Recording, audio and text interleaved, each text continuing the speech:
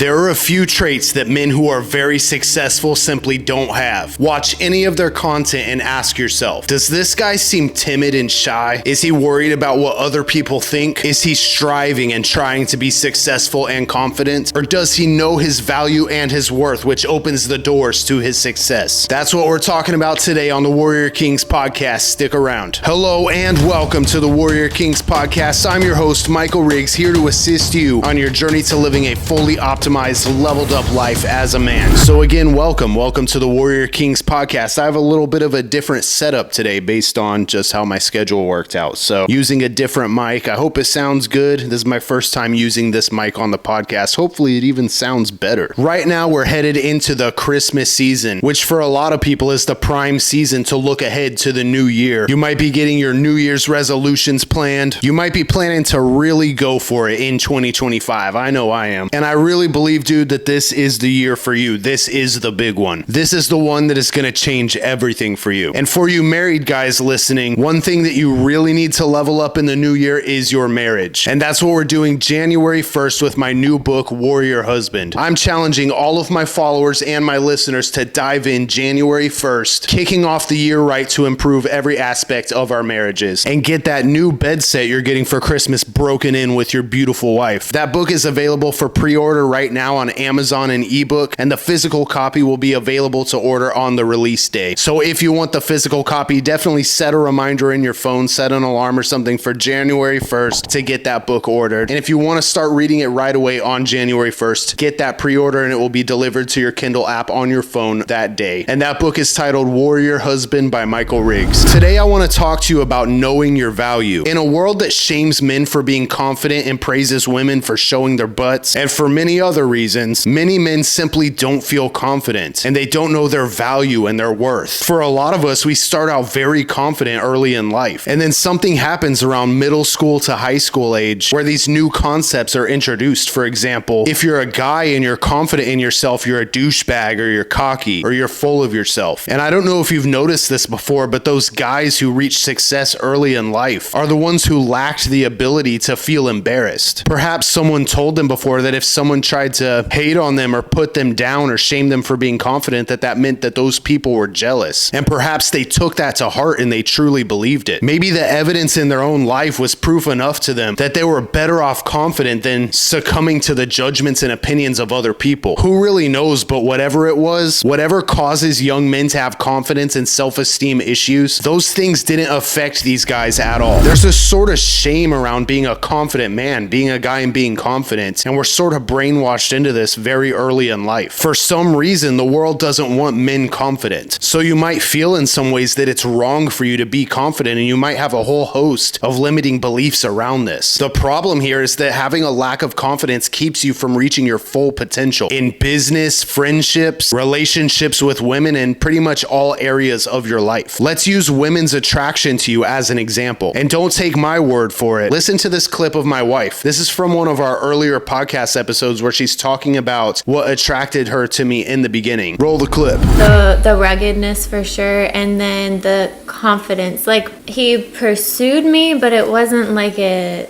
desperate, eager... Watch out for that cord. Watch out for the cord. Watch out. Like, you pursued me, but it wasn't like that eager, desperate, have to get your attention. So it was more of like a laid-back confidence that you had, which caused me to kind of want to get your attention, I guess. So want to get my attention? Yeah, so you had like a laid-back confidence that made me want to get your attention. So it was that like magnetism. I just wanted to get to know you. You also like look like a bad boy, but I wanted to get to know who you really were. So yeah, so then it made me want to get to know you to see if you like were that bad boy or if that was just like a contrast in your look and your personality, which is super attractive when there's like a contrast with look and personality with the bad boy, but then like you're actually like a nice guy. When we first started hanging out, you had like, I guess, confidence again, but it was like it wasn't like a try hard confidence. Like it was almost like you acted like I would already like you, and that was attractive because then I was like, oh, okay. Yeah, that's my whole game. Mm-hmm. I planned that. I'm just kidding. Which is like attractive and like playful too. So then it like is flirty and